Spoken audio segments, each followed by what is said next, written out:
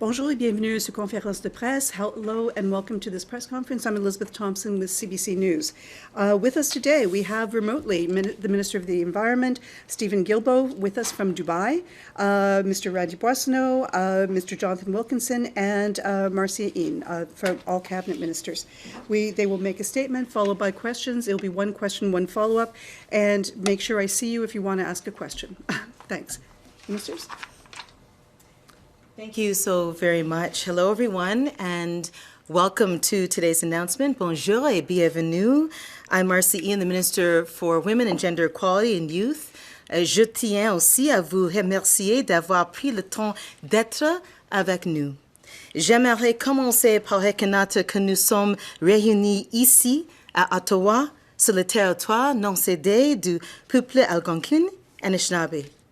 I am more than honored to be here alongside my cabinet colleagues, Minister Guilbeault, joining us virtually from the International Climate Conference, COP28 in Dubai, and here today with my colleagues, Minister Wilkinson and Minister Boissonnault. It is so good to be here with you.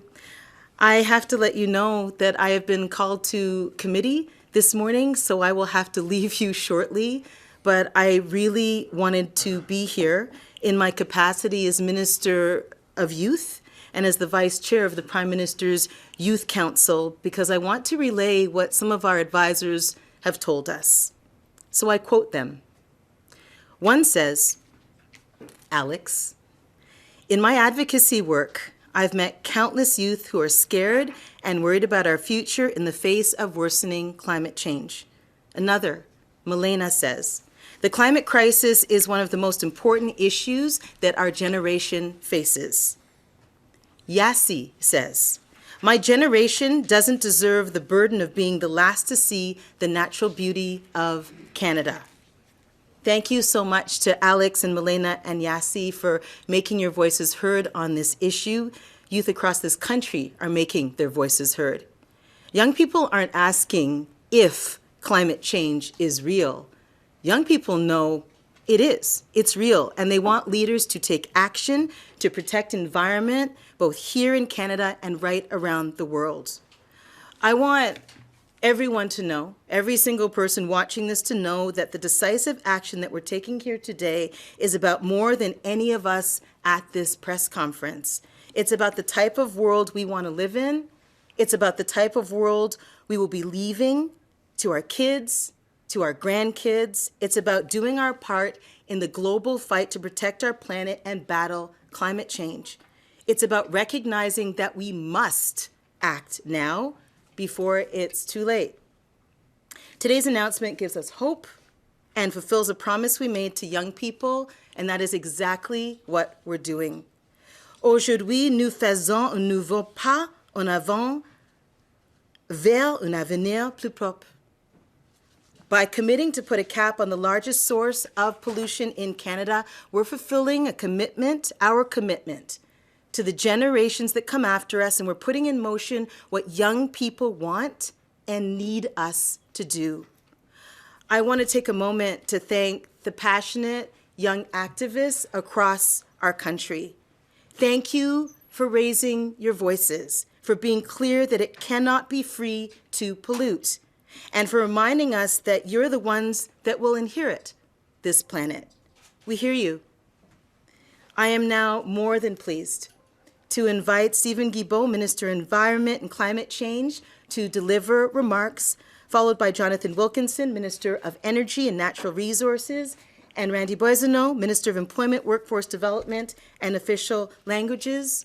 As I mentioned off the top, unfortunately, I've been called to committee and I have to leave you now. But it was my honor to be here with you. And gentlemen, I leave it in your hands. Merci beaucoup. Merci beaucoup, Marci. It is evening here in Dubai, where I'm joining you from the International Climate Change Conference, COP28.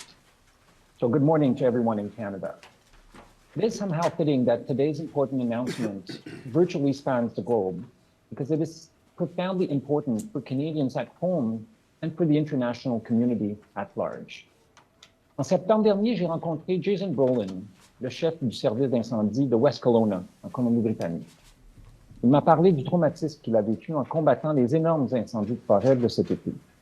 Il a dû envoyer ses équipes en plein cœur du danger, se démener pour protéger des maisons et des vies. Selon lui, il s'agissait d'un incendie qu'on ne voit qu'une fois dans sa vie. Un vrai miracle que tous les membres de son équipe s'en soient sortis sains et saufs. Parce que tragiquement, les incendies de forêt cette année ont fait de nombreuses victimes. Puis le chef Brolin m'a confié que c'était en fait la deuxième fois en quelques années qu'il était confronté à un incendie, et je cite, qu'on ne voit qu'une fois dans une vie. Les défis devant nous sont immenses. Les changements climatiques menacent des collectivités entières partout au pays et dans le monde. Les feux de forêt, 6 fois plus destructeurs que la moyenne des dernières décennies, ont forcé des dizaines de milliers de Canadiens et Canadiennes à quitter leur résidence. Ce n'est pas le seul problème. Il y a les sécheresses dans les prairies, les ouragans plus intenses sur la côte est et les inondations extrêmes sur la côte ouest et la fonte du pergélisol dans le nord. D'un océan à l'autre, le Canada se réchauffe 2 fois plus rapidement que la moyenne mondiale et nous subissons déjà les effets et les coûts de la crise climatique. Et ces coûts, nous les assumons toutes et tous. Ils continueront de grimper tant que les émissions continueront d'augmenter. For more than 7 years now, the Government of Canada has been working with Canadians, with provinces, territories, individual communities, Indigenous peoples, with NGOs and businesses, large and small, to bend the curve on Canada's rising greenhouse gas emissions, and to make good on this country's promise to make real progress on cutting pollution that fuels the global warming crisis, while building a stronger, more resilient, and prosperous economy for the 21st century. Every sector of the economy and every region of the country has a role to play. And all that collective effort is finally paying off. In 2015, Canada was on a path for emissions in 2030 to be 9% higher than they were in 2005. Today, thanks to the work of so many Canadians, we're ahead of our initial 2030 target and firmly on track to meet the target set in our 2030 emissions reduction plan. In fact, today, our government released the first progress report of our 2030 emissions reduction plan. It shows our current path and lays out the measures that are ongoing and underway to get us to 2030 targets. One piece of that comprehensive plan, a promise we took to the Canadian people in the 2021 election, was to put a cap on the amount of pollution from Canada's oil and gas sector and reduce it at a pace and scale needed to reach carbon neutrality in Canada by 2050. Oil and gas is the largest emitting sector in Canada, and unlike almost every other sector of our economy, pollution from the oil and gas sector is still going up. We owe it to Canadians and to the rest of the world to address these emissions, as we owe it to our workers and businesses to ensure that Canada's well-earned reputation for energy innovation remains our strong suit for the 21st century. Aujourd'hui, le gouvernement du Canada annonce un projet de cadre réglementaire qui vise à plafonner et réduire la pollution provenant du secteur du pétrole et du gaz. Nous visons une réduction de la pollution de 35 à 38% sous les niveaux de 2019, tout en s'assurant que le secteur reste concurrentiel dans le marché mondial. Le cadre prévoit une certaine souplesse, mais ce qui compte, c'est que le niveau de pollution diminue. Bien sûr, nous n'avons pas conçu ce cadre réglementaire seul. Il fait suite à de vastes consultations sur ce qui est techniquement réalisable pour réduire la pollution sans nuire à la production. Nous avons eu plus de 100 rencontres, 150 soumissions et reçu 25 000 commentaires dans le cadre de nos consultations. The emissions cap will also establish a pathway to carbon neutrality by 2050, a goal shared by provinces and industry alike. The emissions cap will help unlock the kinds of job-creating projects that will guarantee the industry's record profits are used to secure a bright future for our communities and workers. We're excited to continue engaging with labor on this. En termes plus simples, aucun secteur de l'économie ne devrait être autorisé à polluer sans qu'une limite ne lui soit imposée. The oil and gas sector isn't the only one that is asked to contribute. We will finalize regulation in the coming weeks to ensure that 100% of new cars sold in the country are zero-emission vehicles by 2035. We've also published draft regulations to ensure our electrical grid is carbon neutral by 2035. We all know what's required. We have a common goal of carbon neutrality by 2050. The time has come to get into the nitty-gritty of the framework to help inform draft regulations which we plan to publish by the middle of next year.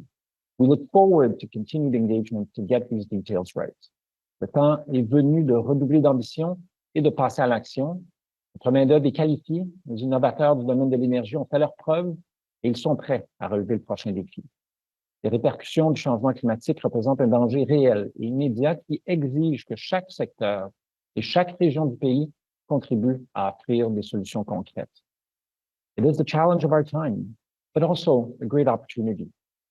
Ce que nous annonçons aujourd'hui est historique dans le contexte canadien, mais aussi au niveau international, puisqu'aucun autre producteur de pétrole et de gaz propose de faire comme le Canada. Together, we can build a future that will benefit everyone. Thank you. Merci.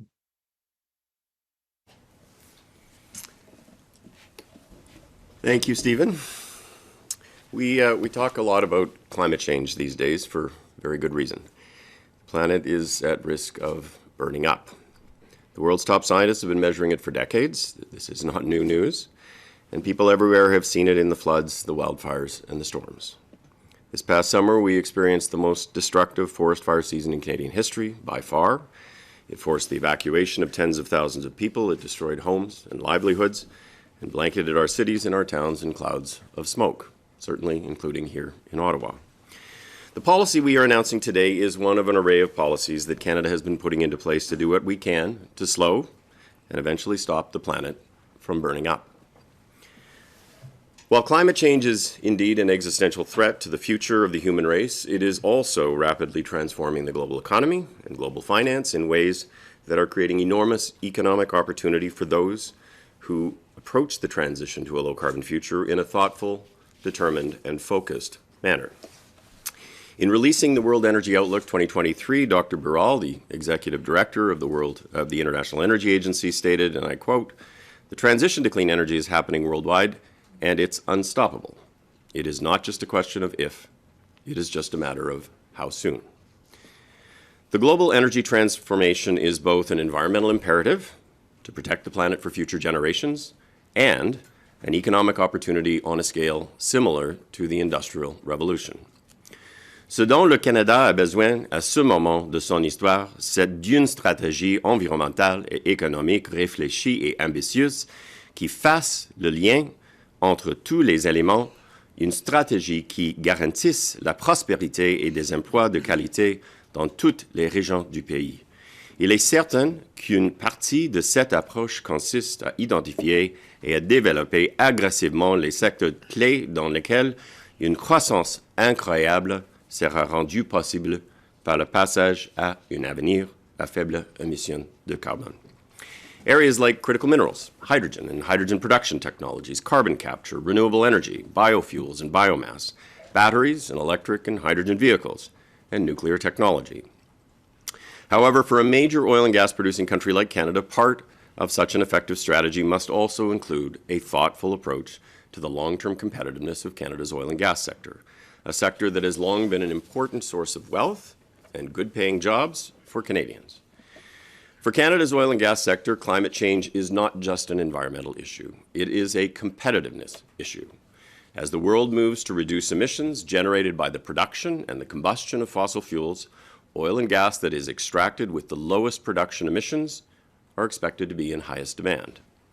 This is true for both non-abated, combustion-related uses of oil and gas that will exist in smaller volumes as global demand declines over coming decades, but also for non-combustion applications of fossil fuels like petrochemicals, solvents, waxes, asphalt, carbon graphite, hydrogen, and others that will be continued to be needed in a net zero world. Aggressively reducing production-related emissions early and boldly can provide a significant competitive advantage for the sector and its workers. In recent years, Canada's oil and gas sector has made progress with respect to reducing emission intensity of production. Many leading firms in the sector have committed themselves to net zero by 2050, as have the provinces of Alberta, Newfoundland and Labrador, and British Columbia. However, ensuring long-term competitiveness of Canada's sector requires that it achieve significant and sustained reductions in absolute emissions on a pathway to net zero production by 2050. The Government of Canada has introduced incentives, regulations, and investments to encourage and support the oil and gas sector in this pursuit. This includes carbon pricing, investments in the Strategic Innovation Fund and the Clean Fuels Fund, and investment tax credits for carbon capture and sequestration and for the production of low-carbon hydrogen. Today, we are releasing the framework for Canada's emissions cap for the oil and gas sector. This cap is a key part of decarbonizing the sector on a path to net zero by 2050. It is critical to sustaining the competitiveness of Canada's industry over the coming decades. Le gouvernement du Canada a déclaré qu'il mettra en place un plafonnement des émissions du secteur pétrolier et gazier au rythme et à l'échelle nécessaire pour atteindre l'objectif d'être carbone neutre d'ici 2050. Il fixera une cible pour 2030 qui garantit que les niveaux de réduction sont ambitieux et réalisables et qu'un tel plafond ne réduirait pas les niveaux de production d'une manière qui ne soit pas liée à la base de la demande mondiale de pétrole et de gaz. Today, we are delivering on all three of these commitments in releasing the consultative framework.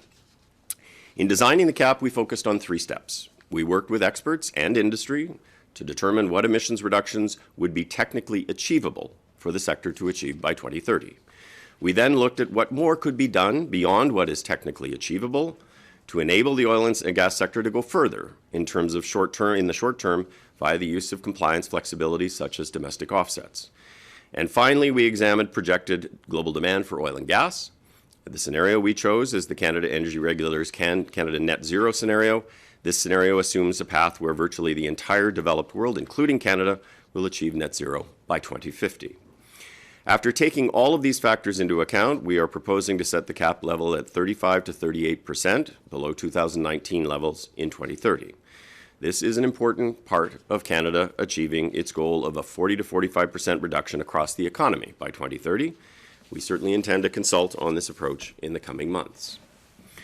A thoughtful and aggressive plan aimed at reducing carbon emissions in the oil and gas sector on a path to net zero by 2050 will help to secure the long-term competitiveness of the industry while creating well-paying jobs.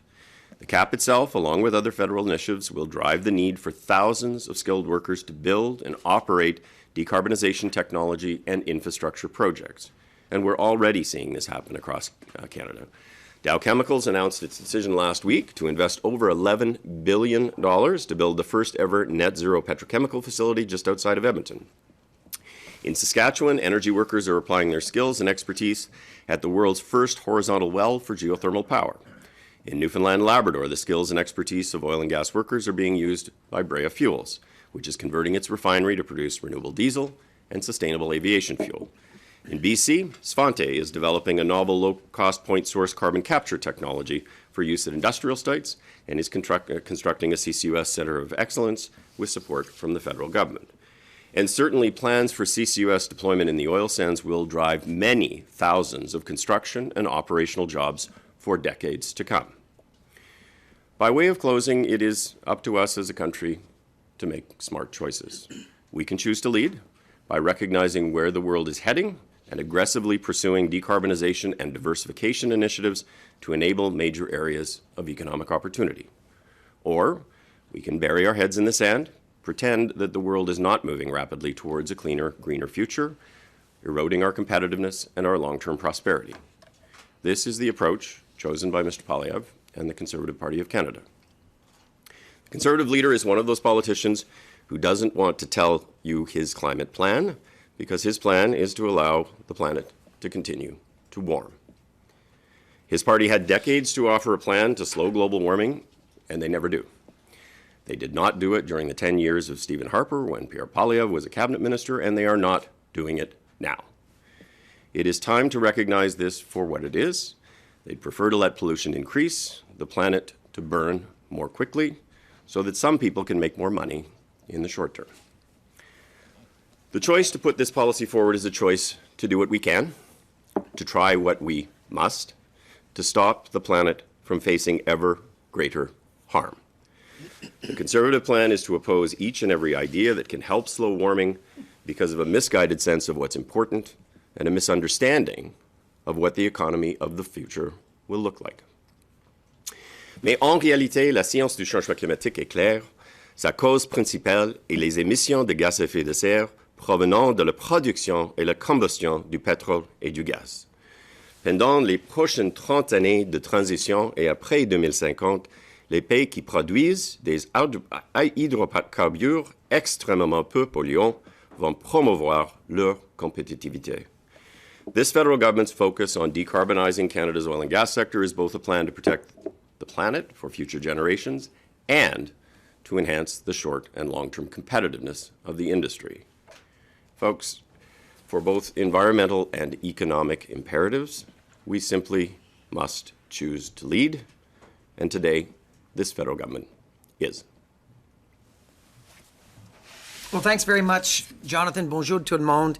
J'aimerais commencer en remerciant ministre Guilbeault et ministre Wilkinson pour leur travail acharné sur ce dossier. Ça a pris des années pour arriver à une bonne place. Donc, merci, chers collègues, de votre travail. I want to say, as Alberta's minister in the federal cabinet, thank you to Jonathan and to Steven for their hard work and their team's hard work with partners in Alberta and across the country for getting to what is really a historic day today. And much good work has gone into this policy. And I'm going to go straight to the heart of the matter. Some people are going to try to raise anxiety among oil and gas workers, their families, literally my neighbors in Alberta on this issue. And that's why I want to emphasize something that both Stephen and Jonathan said. What we're talking about today is about cutting emissions. This is not about capping production. Et si je peux le dire clairement en français, pour clarifier, ce plafonnement vise à réduire les émissions. Il ne s'agit pas d'un plafonnement de production. And you're also going to hear people say that this is an attack on the oil and gas sector and by extension on Alberta. Nothing could be further from the truth. And I can share that with the fact that our government has been working hard for years, hand in hand with industry leaders in our province, with partners, Indigenous peoples, to ensure that we can both grow our economy and protect the environment. Why do we need to do that? Well, we have to stay competitive in a global energy market that more and more demands low emissions. And I know, as Jonathan and Stephen alluded to, that we've lived through dramatic increases in severe weather events over the last several years. I couldn't go out Monday of the long weekend of May or September in Edmonton because the air quality index was 11.5. 11 plus, actually.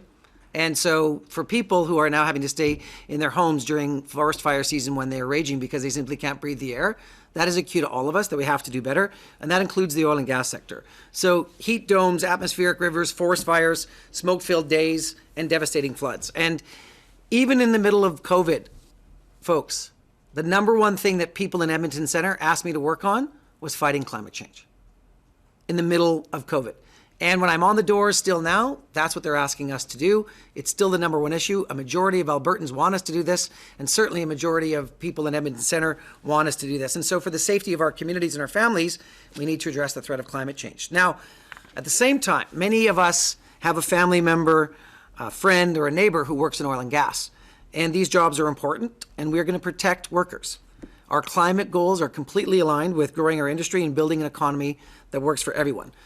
How do we do this? Well, our government over the past few years has unlocked billions of dollars in investment in the economy of today and tomorrow through incentives for carbon capture, utilization and storage, and other emerging technologies. Jonathan mentioned the Dow Chemical investment. $11 billion, 7,000 construction jobs, 500 permanent jobs after that in the Fort Saskatchewan area of Edmonton. But we can add to that. We've got Air Products building the largest net zero hydrogen plant in Northeast Edmonton. We've got Heidelberg Materials that's going to produce the first net zero cement plant in the world by burying their carbon in a CCUS, by putting their carbon in a CCUS stack. We are third in the world in foreign direct investment right now. What does that mean? Thousands and thousands of good-paying jobs for workers from coast to coast to coast. These are good-paying, long-term, middle-class jobs. And that attraction of billions of dollars of investment is exactly how we know that the plan is working. Make no mistake, we can do big things in this country, and Alberta workers, and the ingenuity that I see in my province and across the country can continue to lead the way and position us for great things. Ne vous trompez pas, nous pouvons faire de grandes choses ici, des choses ambitieuses ici dans ce pays, et notre province peut continuer à démontrer ses talents et son leadership. And as the Minister of Employment, Workforce Development, and Official Languages, I share a responsibility with Jonathan and with Minister O'Regan on sustainable jobs. There is so much that we're going to be able to do with the sector, with workers. And I can tell you that my focus as the Alberta Minister in Cabinet is to continue working every day with my colleagues on this file. It's a good day for workers. It's a good day for industry. It's a good day for Canada. Merci. Thank you. Now it's time for questions. As I said, one question, one follow-up. We will do questions in the room and then questions online. If you are online and want to ask a question, please raise your hand. And we'll try to get through as many questions as possible, because the more that people can ask the questions, the better the reporting. The Marika Walsh, Globe and Mail. Good morning, ministers. Just first of all, on the parts of the cap that apply to emissions in the sectors, your government has chosen not to apply this cap to refineries, which just happen to be in Liberal vote-rich areas like Ontario, Quebec, Newfoundland and Labrador, New Brunswick, and also Alberta. So how is this not an attack on Alberta and the oil and gas sector in the west part of the country where you don't have seats? Stephen, do you want to try that? Or? Yeah, I can give it a first shot. I'm told the sound isn't great, but Marika, as you probably well know, we already have clean fuel standards, which are designed specifically to apply to refineries across the country and to reduce the carbon footprint of these refineries. That's the very essence of the clean fuel standards. And in fact, we looked at whether or not it would make sense to apply the cap to the refineries as well. And the conclusion was that it did not lead to further emission reduction than the ones we're already getting from the clean fuel standard. So there's no point in doing that. What we're trying to get at is reducing emissions. We're not trying to burden the industry with regulations. But the refineries will have to reduce their greenhouse gas emissions, just not under the cap, under another piece of regulation. The line that you're taking in terms of where votes are, I think you might want to take a look. Some of the refineries are in Alberta, where we don't hold a lot of seats. The one in Ontario is in Sarnia, where we don't hold that seat. So I'm not sure that the line that you're seemingly trying to push makes a lot of sense. But It's not a line I'm pushing. It's a question I'm asking. The clean fuel regulation only requires a 15% cut. That's much lower than the cap. If you want to respond to that, please do. But I would also like to ask as my second question, how much this is estimated to cost industry and compliance costs. So what we're presenting today is the framework that will lead to the presentation of the draft regulations, which, as I said, we should take place in the middle of 2024. We will have more information to provide in the draft regulations. As you know, when we do regulations, we are required to do a regulatory impact assessment statement that specifies the cost of putting in place the regulation as well as the benefits. So this will come down the road. But let's be clear that there are compliance costs, just as there are for other sectors in terms of complying, and with the methane regulations, they are a big chunk of the emissions reductions going to 75%. Those are actually relatively inexpensive tons. They're a little bit more expensive than the 45%. And the Pathways folks have put out estimates in terms of what they think the costs associated with their investments in CCUS are going to be. That's one of the other big chunks of reductions under the cap. America, if I can on this, I think Pathways was out last week saying they've already invested about $1.8 billion in positioning for this and other reductions. And I met with representatives of Pathways, and they were keen to see what this was going to be. But they've been part of this. I mean, part of the reason we're here today and not a year ago is because Jonathan and Steven sat down at the table with Pathways and we shared data sets. Like, we actually got into the real numbers together to make sure that this was achievable and realistic, because we're not going to get to net zero without Alberta industry, Alberta workers, and the Alberta government being part of this plan. And look, we were out first. I think it was the 22 budget where we did CCUS, billions of dollars. And we've been waiting for the Alberta government just last week to finally come to the table and say how they're going to stack with us on CCUS. Industry's been waiting, but they can't make investments unless they can crunch the numbers from both us, the feds, and the province. Now that Premier Smith has come out and said what her government will do, we can have even a clearer picture of the investments that industry will make to reach these targets. David Aiken, Global. Good morning. A question for Minister Boissonnault. You sort of anticipated in your comments something Premier Smith has already said, which is this is actually a cap on production. It's not a cap on pollution. I wonder if you could perhaps expand on the idea that this is aimed at pollution, and yet we could see production increase in Alberta, perhaps right through to 2050. I don't know how I can be more clear about this, David. The Premier's wrong. This is about a cap on pollution and emissions, not a cap on production. Production levels are predicted to go up. We are going to see an increased number of drilling in 24. That's already on the books. Canada has what the world wants. The world changed after Russia invaded Ukraine. The world needs more Canadian energy. And I can tell you what we're trying to do with the most innovative sector in this country, which is the oil and gas sector, which is get to the greenest barrel of oil on the planet. Because the greenest barrel of oil on the planet is the one that the world's going to want first and most. And the smartest people in the world in this are Canadian and Albertan engineers and technicians and workers. And this is about saying to the world, think about it, we're the first heavy producer of oil and gas that's putting an emissions cap in place. That is something we committed to. The Prime Minister committed to having this framework released before Christmas, before the end of the year. We're doing that. And so the Premier's off base. This is about reducing emissions, not putting a cap on production. Maybe I can just follow up. So I agree with what Randy said, but what I would also say is if you look at the forecast, production increases through 2030, and yet you see significant reductions in emissions. So what Premier Smith says is not true. But over time, we do expect global demand for oil and gas to peak and go down. The International Energy Agency said that will happen by the end of this decade. At the end of the day, if we're converting transportation to electric or hydrogen, and we're converting buildings to use heat pumps and electric heat, eventually you're going to see a decline in global production. And the best way for Alberta and other producing provinces in this country to maintain competitiveness in that market is to have the lowest carbon intensity barrels of oil and the lowest carbon intensity gas. And so that's the point around competitiveness, is this is in the long-term interest of the industry. And I think if you talk to many in industry, they will tell you exactly that. Thank you. And Minister Wilkinson, maybe this is for you. I'm going to repeat a question that was asked in the technical briefing, and it's about the choice to go with a cap-and-trade system rather than sharply increased carbon pricing.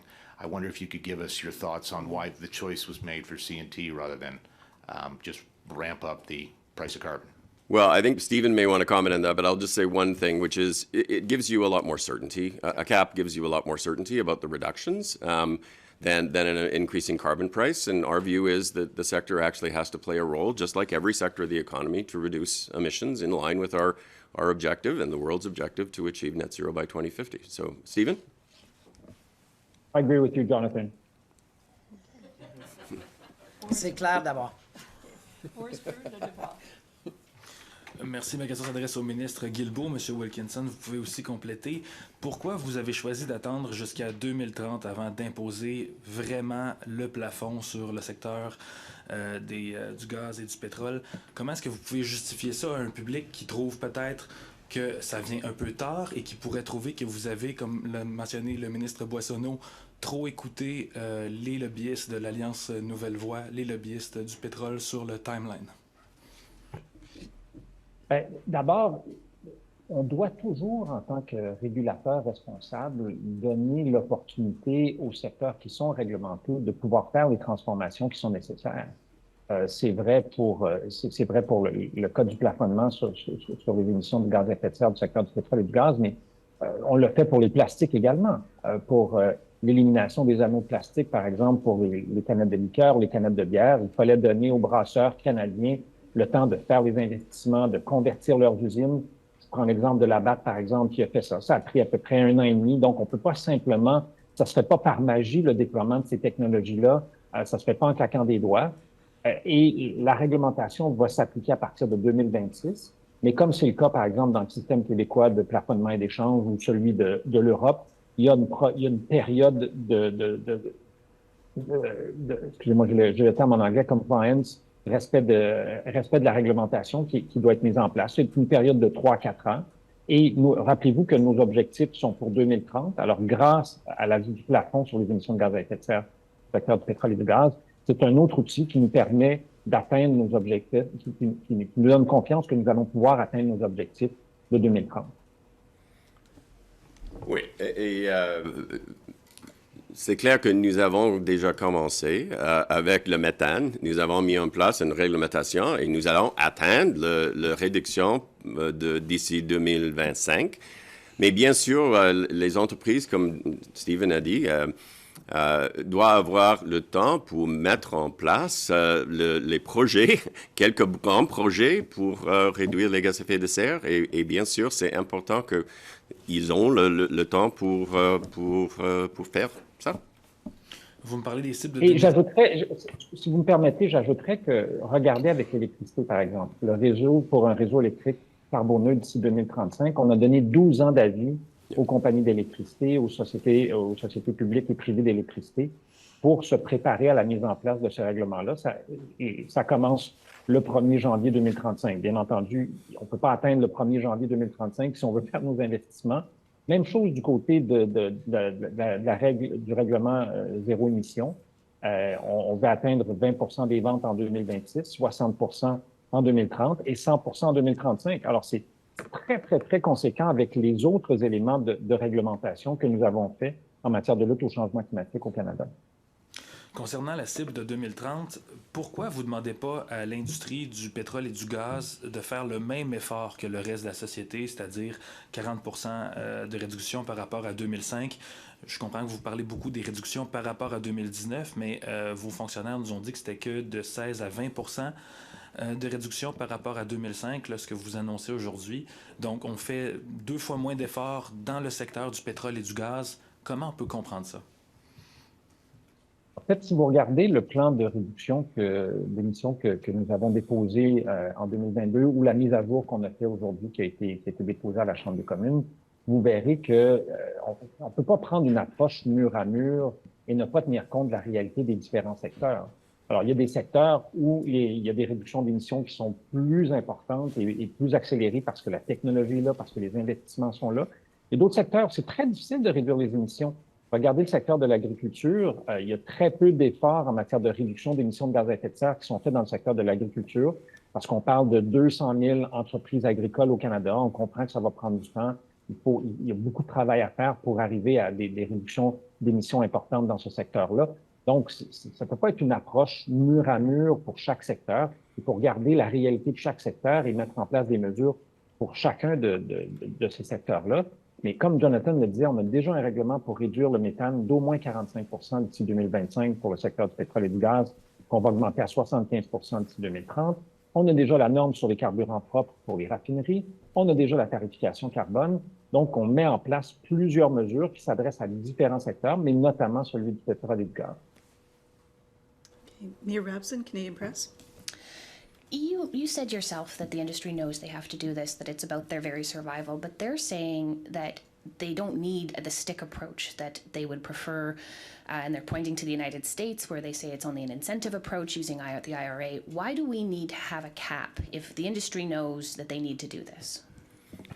Well, I would say, first of all, if that's what the industry has said, it's actually not the case. The Americans have methane regulations. They also have clean electricity regulations. They're not actually very dissimilar to our regulations. And as I said, under the cap, the biggest chunk of emissions actually come from reductions of methane. So I think it's important that you have a balance, that you have incentives to assist the sector in making the reductions, and that's true for other sectors as well. But you also have to have a forcing function to ensure that companies are moving in the right direction. We have put into place an investment tax credit for CCUS. We have supported a whole range of projects through other mechanisms.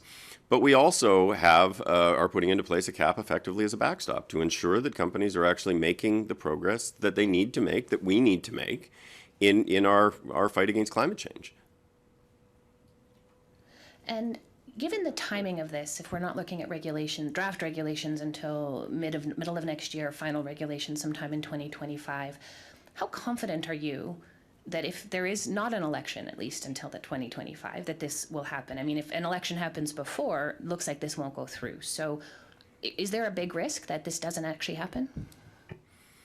Well, maybe I'll start, but Steven may want to have something to say about that.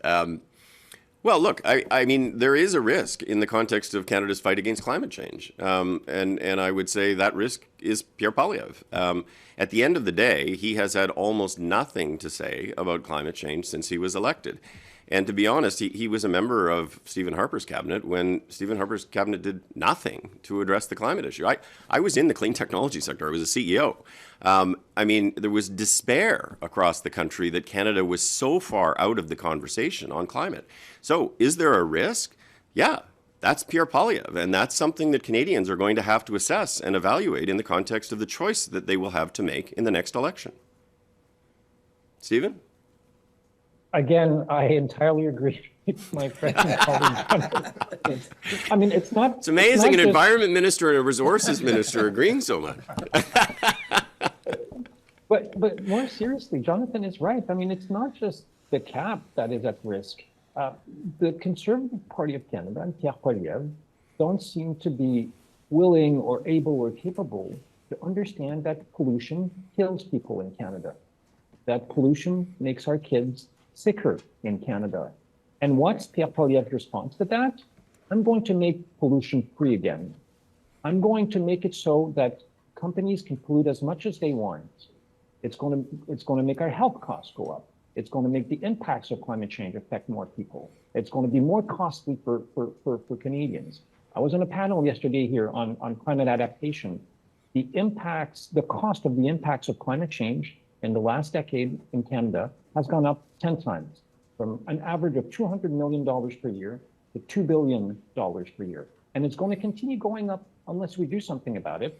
And unfortunately, Mr. Poilievre and the Conservative Party of Canada are not the people to do that. Mia, if I can, you take a look at the numbers. There's a majority of Albertans now that want serious action on climate change. They've actually been calling for an emissions cap because people in Alberta get it. Like the sector has to do better. And members of Pathways have ambitious targets as well. And as I said in my remarks, we don't get to net zero as a country without the sector, without these workers. And I can anticipate that Premier Smith will be unhappy and that we'll have similar grumbling from Premier Moe. But when you add Premier Moe and Premier Smith to Pierre Poilievre, you've got a whole group of Conservative leaders that simply want to take us backward. And the economic advantage that Canada has by greening this sector and decoupling emissions from growth is a really significant opportunity. And if you think about it, we are like 1,000th of the global population as Canada, and we're third in the world for foreign direct investment. After the United States and after Brazil is us. And if you want to be really nerdy and divide it by per capita, we are leading the world right now in foreign direct investment. Why is that? Because we've sent a very clear signal to the world that we want to lead in the net zero economy today and tomorrow. Okay, And next if I question. can add, Mia, and I promise it'll be the last thing, but I think I read somewhere this week that the representative from Pathways Alliance said, and I quote, they were mystified by Premier Smith's response to our methane regulations because it's the same target as Alberta. We're proposing to continue working the way we've done with them. The companies say they can do this, and the Premier says, no, it can't be done. Oil companies are saying that it can be done. Okay, we've got 5 people still on the list, and before the ministers have to leave, I'd like to try to get as many questions asked and answered as possible. Next question, David Thurton, CBC. But why take that risk? I mean, the IPCC, the UN has said we're already 1 to 1.2 degrees. We're so close to 1.5. You could bring in these regulations quicker, sooner than 2026. Why not do this sooner? Why take that risk? Are you basically gambling with the future of this planet?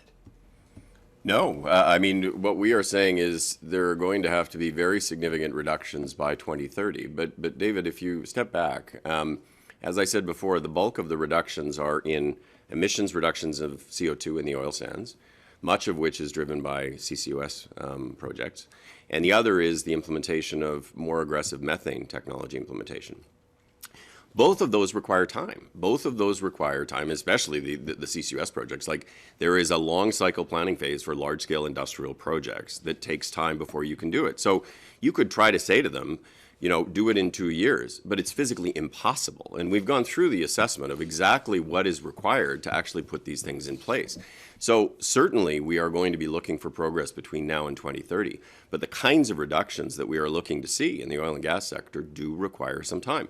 Just as in the auto sector, getting to the point where auto manufacturers are in a position to provide the market with sufficient numbers of vehicles to be able to meet the electric vehicle mandate takes time. You have to build factories. You actually have to build electric vehicle infrastructure. It's not dissimilar. It's the same thing with the electricity regulations, where you've got to build electricity generation and transmission. You can't do that overnight. So yes, there is urgency. Of course there is urgency. And you see that in what we are requiring of the sector by 2030. But you also have to be realistic. There's no point in actually doing something, saying something, and putting something in place that simply can't be done. And I would add to what Jonathan said that we're a federation in Canada. We have a duty to consult Indigenous nations. We have a duty to consult provinces and territories. We have processes in place to consult Canadians when it comes to impact assessment of many of these projects, whether these are provincial or federal. So again, as I said earlier, like these are, and Jonathan said so himself, like these are projects that take time. And our timeline on the cap is not very different than what we're doing on electricity or on transportation. How can you be so sure this won't survive a constitutional challenge? Well, Stephen, you want to start? Yeah, the 2001 Supreme Court's decision on carbon pricing made it very clear that the federal government has a role to play when it comes to fighting climate change. And that's what we're doing. We're, as I have said, as Jonathan has said, as Randy has said, we're not going after production, we're going after pollution. And that's what the Supreme Court has said. The Supreme Court said that our ability to intervene on climate change issues is not an open bar, and we can't impede on provincial jurisdiction, and that's not what we're doing now. We are staying in our lane, if you wish, which is the lane of pollution. Everyone's answer? Okay, Kevin Gallagher, CTV. Who will approve which carbon offsets are appropriate? Will there be sort of a second body that will say, okay, this much forest or this hydroelectric? How will that system work? Stephen, you maybe want to take that. Well, what would happen is that the federal government would develop protocols for these things to be certified, and normally you will have third-party verification of these projects, whether it's in Canada or internationally. The methodology is being developed under the United Nations for these projects. This is one of the things we're talking about here in Dubai. So there is a well-established procedures to do that. It's been done before in Canada. Some provinces have their own protocols. We've started developing some at the federal level. The US have them, the European Union, and many other jurisdictions around the world. I'm sure environmental groups will criticize the amount that this plan depends on carbon capture and storage. What's your response? Well, it's a portion. I wouldn't overemphasize the amount to which it actually relies on carbon capture and storage, but there is a significant chunk in the oil sands that actually relies on carbon capture and storage. This cap, as I said, is effectively a backstop and a forcing function. The companies that operate in the oil sands will need to make these reductions. They believe that they can do that through the implementation of carbon capture and sequestration. I would tell you there is a lot of work going on around the world in many, many projects that use carbon capture and sequestration. I know that there are some environmental groups that have some skepticism about it. I would just tell you that the technology, the basic technology, has been around for a long time. It's not very novel, and building it at scale is increasingly something that folks are able to do. So I am quite confident that the companies will be able to do this, but ultimately it's up to them, and they are making the bet that this will actually work. And I think they're probably right, but ultimately it's on them. Okay, ministers, I've got 3 people left on the list: iPolitics, Toronto Star, and Québécois. Are you able to take those questions? If you Sure. have to leave, tell me now. Stephen, do you have? Okay. Okay. David Legree, iPolitics. Thanks very much. Minister Guilbeault, you were originally hoping that this announcement would have come many months ago. And now that we're finally here, I'm wondering if you could tell us what the sticking points were and how they became unstuck. I suppose I'm responsible in many ways. I always want to go as fast as we can, and this is one time where we couldn't go too fast.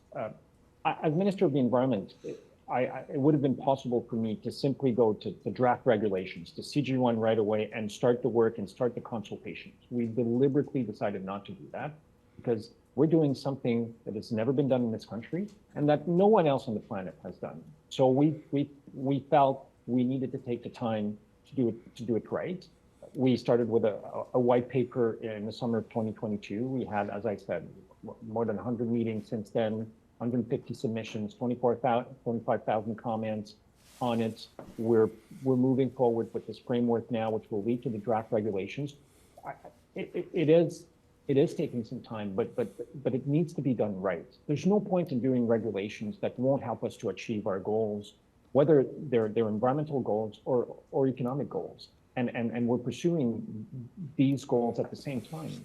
We need to be able to do both. If we can't, then we will fail. And that's why taking a bit more time was a responsible thing to do. So we're expecting draft regs next year and the final version coming in 2025. Given the culture of delays that generally face your government's climate policies as identified by the Environment Commissioner, why should anyone expect those dates to be met? I profoundly disagree with this characterization.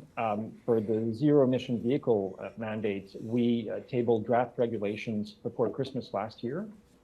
And we will, as I said in my speech earlier, we will have final regulation before the end of the year. That's 1 year for these regulations. I challenge you to find a time in our past where we've been able to move so swiftly. Clean electricity regulation, it's going to be about 1.5 years, maybe 2 years. We need to be, and we are being more efficient when it comes to deploying our plan. And the fact that our emissions, the projected emissions when we came in 2015 was that we were going to be 9% above our 2005 levels by 2030. We're now 7% below that. Our plan is working, and the emissions are coming down. We need to keep going at it. We're not there yet. And the last thing that the country and the world really needs is Pierre Poilievre, the Conservative Party, who would bring Canada back to the Stone Age when it comes to fighting climate change, to investing in clean technologies. No one needs that.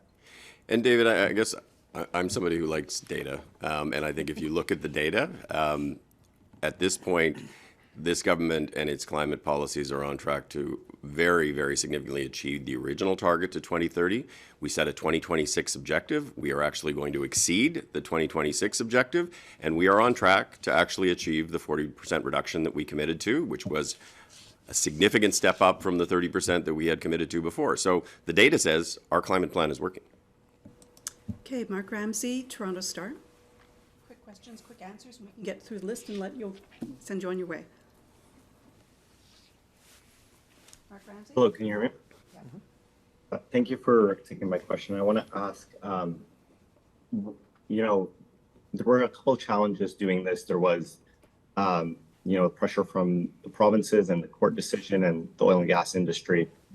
What is it that made you take this long? What is it that made this what is most technically achievable? Could you elaborate on that a bit? Do you want me to start, or do you want to go? Jonathan, Sure. Yeah, please, do you want to go ahead on the technical Sure. feasibility? I mean, there's a couple of things. I mean, in terms of the back end of the question around technically achievable, I mean, we spent a lot of time, both internally, but also working with experts and with industry to try to determine what actually could be done within this relatively short time frame that we have until 2030. That's important to ensure that we actually get this right and we're not actually assuming things that just physically can't be achieved. In terms of why it took some time to get to here, I mean, this is a pretty fundamental policy. As Steven said, we're the first country in the world to do this. And actually, it's been a pretty historic week because the 75% methane reductions was the first country in the world to do that too.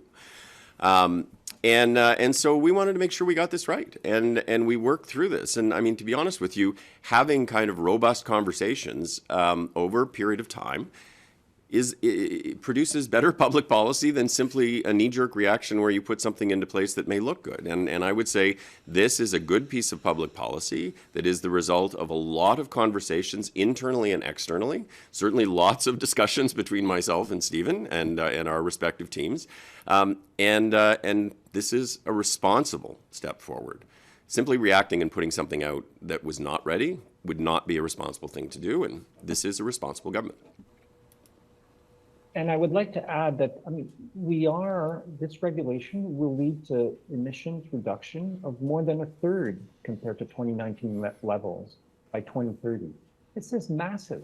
This is unheard of in the history of Canada, purely and simply. I think the other thing, just taking a step back and looking in history, if you take a look at how the Harper government approached building pipelines, which they actually couldn't do because of legal challenges and disagreements with Indigenous communities, lack of consultation, by taking an extra year, let's say, to get this done properly, we've got industry on board, we've got provinces on board, we've made sure that it's technically and actually achievable and that it will meaningfully reduce emissions. And like, we're doing this because we want to do the work of reducing emissions, and we also want the sector to do its job to decarbonize so that we have good paying jobs and a healthy economic future for the country. So I think the time we took is to make sure that we're doing the job well. And it's part of the promise of Canada to be a responsible government and do things responsibly, but also to listen to all the parties and be that honest broker to get good things done on behalf of Canadians. And that's what I think what this represents today. Mark, do you have a Thank follow-up? you. Yes, please. Yeah, through the flexibilities in this proposed cap, what is going to be achieved is going to be still below the 42% target outlined in the emissions reductions plan. And many people, including MPs in your own caucus, warned against, allowing a lower target. What would you say to people who might categorize this as a loophole or by giving the oil and gas companies too much leeway? First, on the emissions reduction plan, if you go and read it again, you will see that the 42% was based on what we call a backcasting, so a modeling exercise, which is purely looking at the economics of reducing emissions. It doesn't look at technical feasibility, investment that are necessary, the time it takes to do these projects. It was purely economical, and we said very clearly, black and white, in fact, in the emissions reduction plan, that the percentages you saw for different sectors were not targets. They weren't regulated. What we wanted to look at was a direction for what different sectors should do, and we're pretty close with what we're proposing today. And in terms of the flexibility mechanisms, they're limited in terms of scope and volume. And they will also be limited in time. So I think we're taking a very prudent approach with this. I can name you a number of countries who will rely on carbon offset for 30%, 40% of their national emission reduction. We're in a totally different ballpark here. We're being very prudent. We're being very targeted with the use of these mechanisms. We also looked at very seriously at this whole issue of technical feasibility, technical achievability, to try to ensure how far we could push. But when you actually push beyond that, you actually are getting into the situation where if you're asking to be done something that simply can't be done, then what you're going to do is shut in production and simply send it to other countries. And Canadians would rightly ask us, well, what does that do for the climate if we're actually sending production to the United States or Venezuela? And so the focus is on technically achievable, making a significant step forward between now and 2030 on a pathway to net zero emissions by 2050. There, of course, will have to be more reductions in 2035 and 2040 and 2045. But it is important that you found this on what actually can be done and not simply on what you might like to see done. Okay, une toute dernière question. Question rapide, réponse rapide. Elisabeth Ménard, Québécois. Oui, bonjour, est-ce que vous m'entendez? Oui. Je veux vous parler du GIEC. Donc, le GIEC est très clair là, sur le fait que le captage et le stockage du carbone ne peuvent pas être utilisés pour augmenter la production pétrolière et gazière. J'aimerais savoir comment vous justifiez que c'est exactement ça qui va être fait au Canada. En fait, deux choses que je voudrais dire. D'abord, le GIEC fait également référence à la technologie de la capture et du stockage du carbone comme une technologie, et là, je vous dis ça de mémoire, mais je pense qu'elle qualifie d'essentielle pour l'atteinte des objectifs de carboneutralité en 2050. Et ce que nous faisons, c'est qu'on ne se sert pas de cette technologie-là. Ce n'est pas la seule chose que nous faisons. Nous avons parlé du méthane, par exemple. Nous avons les objectifs de réduction du méthane pour le secteur du pétrole et du gaz les plus ambitieux de la planète. Et nous sommes le 4e plus grand producteur de pétrole et de gaz. Ce que le Canada fait en matière de lutte au changement climatique, particulièrement dans le pétrole, c'est important pour le Canada, mais c'est important pour la planète en entier. Nous avons déjà adopté un règlement sur le méthane pour 2025. Nous en avons un plus ambitieux pour 2030. Nous avons déjà la norme sur les carburants propres. Pour les raffineries, nous avons déjà la tarification carbone. Donc, le Canada ne regarde pas la technologie de la capture et du stockage comme étant la seule technologie qui va régler tous nos problèmes. Ça fait partie d'un ensemble de solutions que nous mettons de l'avant pour lutter contre les changements climatiques et pour atteindre les objectifs ambitieux de réduction d'émissions de gaz à effet de serre. Elisabeth, as-tu un suivi? Oui, si je peux me permettre, vous avez eu de très nombreuses rencontres avec l'industrie pétro-gazière dans les 2 dernières années. En fait, en 2022, plus de 8 par jour. J'aimerais savoir, vous avez certainement parlé de ce règlement-là. Quelles étaient les demandes de l'industrie par rapport au règlement et est-ce que vous considérez que le règlement répond à leurs attentes? Je ne sais pas très bien. Je sais qu'il y a eu des chiffres qui ont circulé. Je ne les ai pas vus, ces chiffres-là. Mais moi, ce que je peux vous dire, c'est que j'ai rencontré les représentants de Pathway à 4 ou 5 reprises, probablement depuis 1 an et demi. On a rencontré des experts, on a rencontré des ONG sur cette question-là. On a discuté avec les provinces, les territoires. Bien sûr, il fallait parler à l'industrie et on l'a fait parce qu'ils connaissent bien leur secteur. Mais ce règlement-là n'a pas été développé pour faire plaisir à l'industrie. Il a été développé pour s'assurer que le Canada puisse atteindre ses objectifs, pour s'assurer que les entreprises investissent dans les décarbonations, puisqu'elles le font peu jusqu'à maintenant. Alors, c'est une façon de nous assurer qu'ils continuent à avoir des emplois de qualité, que les communautés puissent bénéficier du développement économique qui est associé avec ça, tout en réduisant les émissions de gaz à effet de serre. Et c'est exactement ce que le projet de règlement qu'on propose aujourd'hui va faire.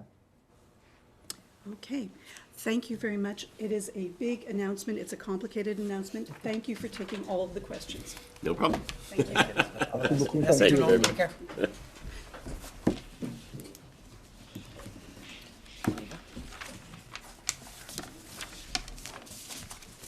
Thanks, Fred.